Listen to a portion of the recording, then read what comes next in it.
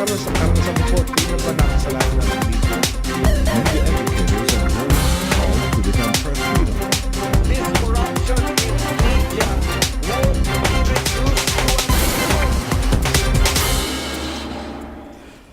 Good evening, you're watching News Cafe on the Solo News Channel. I'm Jing Magsaysay. Tonight we're joined by Malu Tikia, political analyst and strategist. Malu, good evening. Thanks for Good being evening, on the Jing. program. Malapit na elections. Now the surveys are saying 9-3 in favor of Team Pinoy. What do you think about that? Totoo ba yun? Well, una, there are surveys and there are surveys. Okay. A lot has SWS been- and Pulse Asia. Pulse Asia. Oo. Pero there have been a lot of talks going around about massaging surveys. Okay. So I'd just like to put it this way. Historically, there were people who were in the ranks 15, 16 who were able to win Okay. and be in the top 12. So really, for me, the survey that really matters is election day, because there would be end game strategies that some candidates would probably do. Example would be the special ballot operations, where people would really have a copy of the ballot and really copy the shaded part. So there are end game strategies that can pull someone who is number 16 and still place in the top 12. So what you're saying is the surveys may be true, but that doesn't necessarily mean the guys on the survey, the names on the survey, are not going to be the names of election day because of cheating. Not really cheating. It's just that Cheating? you have a way of trying to promote one-on-one with the voter already. If you have a sample ballot of the candidate, That's not cheating. it's not cheating, it's guiding. Okay? The other thing is... Bawal yun, di ba? Huh? Sample ballot. Sample sa ballot is precinct. allowed. In the precinct? No, you bring it sa bahay. Sa bahay. You don't distribute it at sa And outside precinct. the polling place? Yes, Okay. because if you distribute that at the Bawal. precinct, first it's really tapon. It's a waste. Alright. People have already made up their mind. minds. Oo. Okay. So yung botante that brings along a sample ballot, it's already like a código for them. Okay. On where Alright. are they in the sample ballot, Correct. in the actual ballot. Correct. The other thing is, if you do a historical analysis of surveys, more often than not, the ranks 1 to 7, kung ano yung pre-campaign, turns out to be election day. Okay. 1 to Results. 7. 1 to 7. Alright. But the 8 to 12 is really a rumble depending on... That's why in the last SWS survey, they even said that rank number 12, statistically, even those rank 24 can be competitive for rank number 12. Sinasabi nga nila, in this particular survey, in this particular season, the surveys, yung number 5 and 6, up to number 16, Yes. Statistical Statistically tied, yes. If you look at the surveys, you would probably get the impression na, napaka-exciting ng campaign. But if you look at the field, the excitement is not there. It's different from your 2010 or even your 2007. The difference presidential being... kasi. Pero yung midterm ng 2007, klarado Right. dun yung opposition. Okay. Ito, hindi mo klarado ang kung sinong opposition eh. May opposition ba ngayon? Yun ang mahirap. Mukhang wala. Mukhang may isang boses, pero hindi talaga yung branding na opposition ka, Right. administrasyon ako. Sa tingin ko, that really made this election kinda not so exciting because they weren't really hitting on issues. Right. On example, poverty. Diba? Nobody's speaking up on that issue. Everyone is actually. Everyone is, Everyone's pero saying, "I'm going to do motherhood. some-" Correct. But there are no, dapat hindi ka nagsisiti, dapat ilinagay mo yung pondo. So there, No specifics. No specifics. Yeah. Very, very motherhood campaign. That's why you don't see a lot of excitement in terms of, kandidato ko yan. In fact, when you do among friends, you'd ask your friends, ilan na ba ang naisulat mo sa balota mo? Then they'd say, probably 2, 3. What do people say, Malu? Like for example, bakit mo boboto si Nancy Binay? Because anak siya ni Binay. Yun lang. Yeah. I think people should realize that the Binay name has traction and can be transferred. So, in the case of Binay, you will wonder, as a strategist, bakit ito tumataas? Hindi naman sumasama sa debate. Diba? She doesn't talk issues. But she goes around, and when she goes around, he would probably approach local government official and say, ano po ang maitutulong ng tatay ko? Oo. So it's the tatay that is pulling her rates up. And that brand, the Binay brand,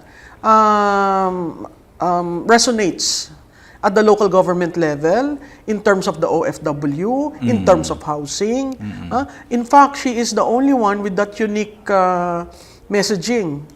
Ina at anak ang kanyang advocacy.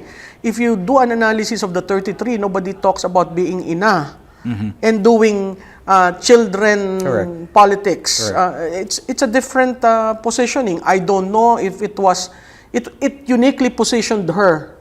But it's across- mostly the name. It's mostly the Like name. JV, for example. Oh, JV, oo. Isa po sa JV. Anong number na sa JV ngayon? Number 4, 5. So yung mga may pangalan, meron na silang traction. Dynasty. Oo, pero bumababa ang isang may pangalan kung hindi mo alam ang issue mo at kung meron kang mga skeletons na hindi mo kino-confront days ahead of the campaign. You said kanina na si Nancy umiikot, no? How effective is going around today, in today's world, today's politics? I think Effective pa ba yun? I think it's still effective. You don't necessarily have to go to 80 provinces, Yeah. but you can probably top the top 20 provinces. There are some who would probably go to the marginalized 35 kasi wala talagang pumupunta doon. But are there votes from the That's 8 marginalized million. 35? That's 8 million. Okay. And if you do marginalized 35 plus NCR, you're competitive. So Does that ever translate to a vote? Yung 8 million equals 8 million if you go around? Hindi. Depende kasi. Pero makakadagdag. Makakadagdag kasi ang botanteng Pilipino, they're still very personalized. Okay. They want to meet you, to see Right. you, Right. to touch you, yung handshaking is very important to them. At yung ay hinihingi niya ang tulong ko. Malaking bagay yun sa Pilipino. Pag sinabi, ay hindi naman pumupunta yan sa amin, hindi nga nag-iikot. So, malaking question yun. And usually, pag hindi nag-iikot, sasabihin, ba't hindi kaya nag-iikot? May issue siguro yan, may tinatago. So, really going out, not talking to your base, reaching out to non-base supporters are very critical. Belonging to a party, does that help? Belonging to a party, if your party has money, yes. Who has money? I think Pinoy? Well, they have Team Pinoy? they have the machinery. They have the machinery. They have the machinery. Una, you have the vice president there. So you will rely on a personal machinery. Okay. And then you have the two other kings. Correct. Enrile and oo. Estrada. So you rely on popularity kay Estrada and the base, he has that base. Enrile you would rely on a command vote. And then Jojobina, you would rely on the VP's strength. Jack Enrile isn't doing as well as Nancy is. Well, Jack has some issues, and those issues should have been addressed early on. And really, when media approach him and ask, try drilling him on those issues, he should have done like deflect it and talk about campaign, his platform. Kasi maganda naman yung plataforma. Yun nga lang, he's being dragged to the issues. In fact, when there was a WikiLeaks, if you do an analysis of that WikiLeaks post, it's not the real WikiLeaks. I mean, if you compare the way it was written and everything, you would know it was black propaganda. But they still answered it. So it's giving fire to something that is medyo namamatay na, and then here comes an answer on the issue. Lalong umiinit yung issue. Mas malakas ba na endorser yung Binay father than the Enrile father? I think mas malakas, in the long term, mas malakas ang In the long Binay. term, no? Oo, kasi si JPE, malakas siya nung impeachment. Impeachment. Oo. After nung impeachment, I think that the release of the book Did not help. did not help. I don't know if this, I heard there'd be, what do you call this, a drama anthology that will be coming out, 2 parts. Yeah. If that is very emotional and tells the real story of the old man, it can be in favor of Do Jack. things like that help? Kasi ang dami ng teleserye. There have been teleseries on the networks for the past weeks about some of the candidates. Does that help? To your DE, yes. So if you're like undecided on this person, and you see the life of the father, and really the father has so many stories to tell, it can sway you. But if you don't have, like, going back to Binay and Rile, the father, the Binay father is a strong endorser, especially for the daughter. The Enrile father, no impeachment sana, okay. But after that, the book, and then this ambush with Jack Enrile in the past 2 months, no, which sounded like the ambush of the father during martial law, no. The same situation for both families, but very different styles. Yes. In fact, if you do an analysis of the narrative, yung kay Jack, parang you wanted to be in the new cycle, but don't do it the old way. Which would elicit the same reaction as, tulad yan ng tatay. Diba? Compared to Nancy, the narrative really is you focus on what has been done by the father. And then, really go around to show na, ako yung anak. Kasi hindi nga kilala, di ba, nung nag-file. It was just, who is she? People thought it was the congresswoman or the son. It turned out it was the eldest daughter who, by the way, was the personal assistant. So, it was presented in a very derogative way, even yung sa social media. Talagang very derogative. Pero, in fairness to her, she has the discipline to stick on message. Unlike Jack. Bam Aquino came from, he's now in the middle, no? And you think he's going to win? You know, it's the same problem as... Problem? Problem, yes, with Binay. Binay, it resonates. Bam, you latch on, kasi the way it was positioned, he latched on the uncle, the late uncle, the former president, and then the president. It wasn't really Bam on his own. Correct. Okay? And then, there was a survey where he rose from nowhere, jumping by astronomical percentage. So everybody started saying, sino ba yan? When the mirror was, magnifying glass was placed on Bam, people were saying, bakit siya kamukha ni Ninoy? Bakit siya, di ba, kini-question, bakit kailangan mong maging kamukha niya? Can you not stand on your own? Yeah. So, doon lumabas, ano bang background niya? Ano bang nagawa na? Yeah. So, when people started, it's like peeling a banana. When people started peeling and then they'd see, iba naman pala ito. So, And that's working for him. it's not working It's that not working. much because from a number 4, number 5, he went down. So if you try to do a time series of his ranking, Right. Parang zigzag. Okay. Let's take a short break. News Cafe will return after these reminders.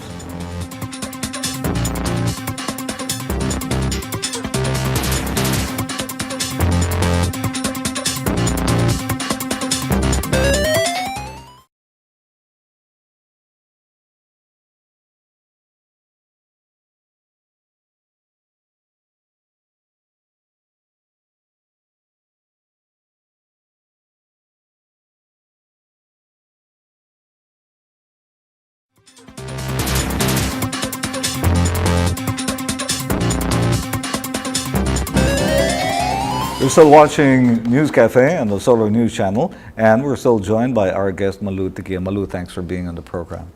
No opposition now. Yeah.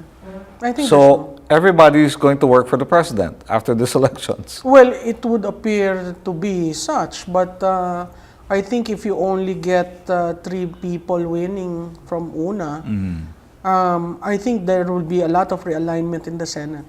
Going back to the surveys are saying just that, no? 9-3. 9-3. But you're saying that may change on election day, no? So what's it going to be? More like what? 7-5? Mga around that... Around 7-5? Oo, 7-5. Sino yung 5? 7-5 or 8-4. Sino yung 5 from una? You have to give Nancy. it to the re-electionist. Okay. Si Gringo. Gringo. And then you have Binay. You have Nancy, JV. JV. I think Dick Gordon is there. Okay. Mig Subiri is also in the 12 to 15. So those are your 5. Nancy, JV, Gringo, Migs, and the Gordon. All right. What can you do for someone like, if you were going to do Bam Aquino, for example, what would you do for him? I would probably ask him to be himself. What does that To mean? remove all the copycats from the eyeglasses of The reference to the Aquino family. Kasi you're already an Aquino. I mean, you bear that name, you bear that tradition. You don't have to look like them, 'di ba? And then since he's the youngest, he should probably, in terms of messaging, recast what he wants to offer to the Filipino people. It cannot be just the same brand.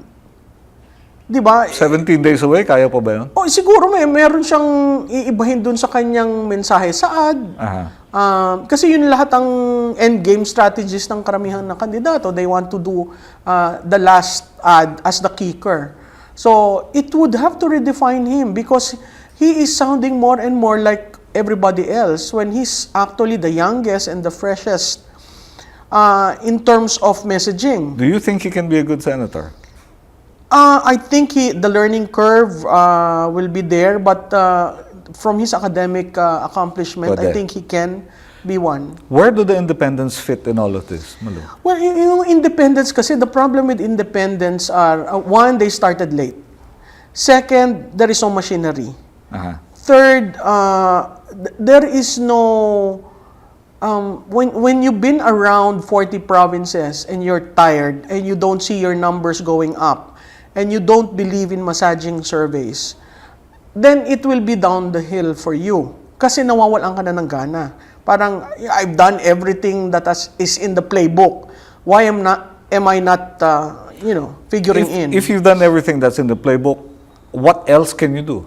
Massaging surveys, for example. How do you do that? Well, this election, there are candidates who invested in massaging surveys. So you would be surprised there are candidates who do not have posters, who do not have TV ads, but are Okay. figuring well in the surveys. How do you do that? You'll be approached by one of the field operators of the survey firm, Yeah. and they will tell you, "Ma'am, would you want to buy a spot for this fee?" What do you mean by buying a spot? You will have to work, as in campaign really hard in that spot, so that when their enumerators come in with their questionnaires, you'll be top of mind. Okay, but you still have to work. But you still have to work. Yeah. But the problem there is if you start massaging, you will have to continue massaging until the end. All right. Because if you disengage, then you'll fall. The numbers will fall. Oo, di ba? Then everyone will start saying, bakit bumagsak yun? Paano tumaas? There's someone who rose by 19% in one survey cycle. And you'll be surprised, ano nangyari? So ang sinabi nila, hindi, marami kasing TV ads. Speaking about TV ads, is the COMELEC rule, no? Aggregate 120 minutes or 180 minutes. Does that make sense to you? Oh, I agree with that, Jing. Because now, strategists will be forced, or even media planners will be forced to reckon with the numbers and really say, saan ako maglalagay? Ang problema mo lang doon, if your candidate doesn't have the money. So, okay, may maganda kang plan. You give it to the candidate and the candidate says, how much do you need to be competitive? 50M? 40M? 500,000 a pop. Oh, di ba? So you need to have that 40M cash and give it to the network so that the network doesn't bump your ads. Okay. But karamihan, in my experience in 2004, the money was given, it was planned, the buys were made even before the start of the campaign. Here, campaign is already starting, you're reserving a time slot, but there's no money. So sasabihin sa'yo, ma'am, pwedeng ilagay, may ibabump off kami kasi nag-reserve, hindi naman nagbayad. So, that is not scientific. It is not scientific to be engaging TV ads without the money. It is not scientific to be being bumped off, so wala ka dun sa plano mo na top shows, ganito ang frequency. Right. So, whenever a client would say, but I'm spending on TV ads, and I go, yeah, but how sure are you that your money is already there and the slots are already reserved? So kung makikita mo, naghahabulan. So that works for people without the money as well. It's fair because It's limited. Yes, it's fair because it's limited. Oo, that's true. And it's fair because someone with the oodles and oodles of money cannot really control prime time. Can't use the money. Di ba? So, but again, there's a science to that. And most candidates, when they say, oh, you buy airtime, they don't understand the science to it.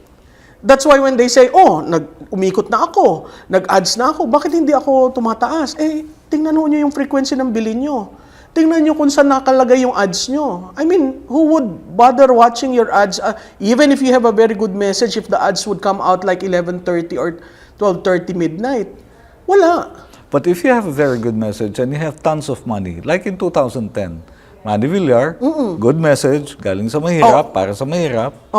But daming Jing, pera. there was no consistency and discipline to stay on message. Because the original message was galing sa mahirap. Di ba? Tapos nag-iba. Kaya nga ang sabi namin, ang dami namang storya. Ang problema kasi, if a candidate doesn't have a good storyline and sticks to that storyline for the next 90 days. It dissipates. And the message will not gain traction. Right. So sayang yung frequency mo. Even if you do like 5 frequencies a day, if your message one time you're pro-mahirap, next time you're pro-trabaho, next time you're like that, people would say, if you do a focus group discussion and they ask, oh, if I say this name, what is the first word that goes to your mind? Makikita mo pa iba-iba. Kasi iba yung napapanood. So there's got to be discipline in sticking to message. Who's running the best campaign now? Right now? For you? Top 3? Or top 5? Well, the top 3 are all established names eh. Binay. Well, Ejercito, Estrada. Well, yeah. Oo, mga established names. So, it's not really... Among the new, but sila Loren kasi, Loren, Alan they've Peter been there, Cayetano, diba? Cheese Escudero. Even the Cayetano Pitik is a good messaging. Uh-huh. Pero, makikita mo yung frequency ng ad niya, ilan? I mean, if Cayetano wants to be number 1, he can be number 1. Because Loren is not coming up with her message. She's just running on Loren. Simple Right. Loren. Malakas pa din yung message niya. But no longer message. It's name recall. Yung number 2, si Chis, we saw how he floundered from 2 to, I think he's number 4 now. Number 4. Oo. So, yun, function ng comparative ad or negative ads. Hindi ba yung dahil kay Hart? Well, that's one also. I mean, that's why whenever we help politicians, we always say, do you really need to do a press con on that? Yeah. Because it can, work both ways. Oo. Or work one way, not work the other way. If your risk assessment is kind of low, you will really be affected by it. So kita mo kaagad nag-slide. And the problem with the Escudero brand is he has been trying to create that brand using the celebrity factor. Diba? So once celebrity ka, you're detaching yourself from the serious politician. Okay? So nung pumasok siya sa celebrity, nag-co-host siya and everything, it's a cheaper way of gaining traction. The moment that celebrity factor worked against you, di ba, when he said na, i-separate natin yung usapan na personal kasi hindi naman ako celebrity. Everybody said, look, who's talking? You package yourself as a celebrity. Now you want to be taken seriously? Di ba? So yun, nakikita yun ng tao. That's why, ano ba talaga si Cheese? People are saying this is really proxy for 2016. I agree with that, Ching. You agree with that? Why? I agree with that because if you take a look at the leading candidate, which is the vice president, he would have been able to test all his strategies with the daughter. Okay. He would have consolidated his base with the daughter. He would have tested sino ba yung mga coalition partners ko with the daughter. And he would be able to measure the resonance of that brand. Imagine he ran 2010, a daughter ran 2013, and he's running on 2016. So that's already top of mind. So that in itself is very, I would say it's a very Machiavellian approach. But he will be able to prove so many things with the victory of Nancy. But do you think the poll is limited to just the father and the daughter? Hindi niya nahihila yung iba? Oo, kasi hindi naman bina yung iba eh. and I haven't seen him doing But the survey said he's the top endorser. yeah, but I haven't seen him doing an ad. An endorsement. An endorsement For the ad for the candidates. candidates. Yeah. He Just for would his do the daughter. stage. Yeah, yeah. Diba? Raise the hand. But actually, TV ad. I don't know if that will be part of the endgame strategies of Una. But if he did that, then he would have more senators in the I think he would have more names on the people. surveys? He would have to make a last plea to the electorate Yeah. why he needs these people in the Senate in relation to the 2016. Kasi what is being skirted is the 2016 eh. Right. On the other hand, with the Liberal Party, you would see a party that is not really acting like a majority party when it comes to the local politics. There are local candidates who were asked to run but are not being supported, who were asked to sacrifice but are not being helped. So, yung karamihan na tanong, liberal nga ako, wala namang maitulong sa akin, resonates among local government officials. When it comes to sino ba talagang interesado sa 2016, you don't see it coming eh. Parang everybody saying, merong interesado na taga Iloilo, merong interesado na taga kung saan-saan, but there is no one, si Presidente. Okay, proxy war, Malu, no, for 2016. There's Binay running for 2016. Mars running for 2016, no? I don't know. LP. Hasime No, wala pa siya sinasabi, no? But Assuming. Assuming, no? That's what people are saying, no? That's what the party is saying. That's what Frank Dillon said, no? So, assuming Mar is running, Noy is doing the pulling now. Noy is doing the pulling now. Diba? He's endorsing through ads on TV. Right. Is that why his senators are successful? I mean, their names are on surveys because he's endorsing on TV ads? Yes, okay. Yes. If Mar is running as president in 2016, he doesn't have the pull of Noy. He doesn't have that. It appears he doesn't have that. Because right now, that is not being measured. Yeah. He is not endorsing anyone. Okay. So if he doesn't have the pull of Noy, panalo na yung Binay in 2016. Well, if you use the argument now, Yeah. yes, it would appear that way. And if he pulls for his senators, pasok silang lahat. If he does that now, endgame. Endgame, Kaya mag-iiba pa. yan. It would now be between the president and the vice president. Very interesting. Diba? That would It can be done. That would make the race very interesting. Right. But right now, I don't see anyone moving that way. You don't see it happening? Well, Sayang. I hope it Sayang happens. in terms of strategy? Yes. Because it's doable. Yes, because now you have a laboratory to test. Correct. Tested na yung kay Presidente that he has coattails. Ito yung kabila hindi pa. Yung kabila Sayang. hindi. Doon sa anak, tested. Kasi Correct. parehong brand. Correct. Pero doon sa iba, imagine the Vice President going out and, Yeah. really endorsing. That would change the game. Okay, guys, tip. If you don't have an end game, you just heard it from Malu. Malu, thanks for joining. Thank you, Jing. Very, very interesting. Unfortunately, that's all the time we have for today. I'd like to thank my guest, Malu Tikia, for being with us tonight. Join us again next Friday for another 360-degree discussion here in News Cafe. I'm Jing Magsaysay. Salamat po.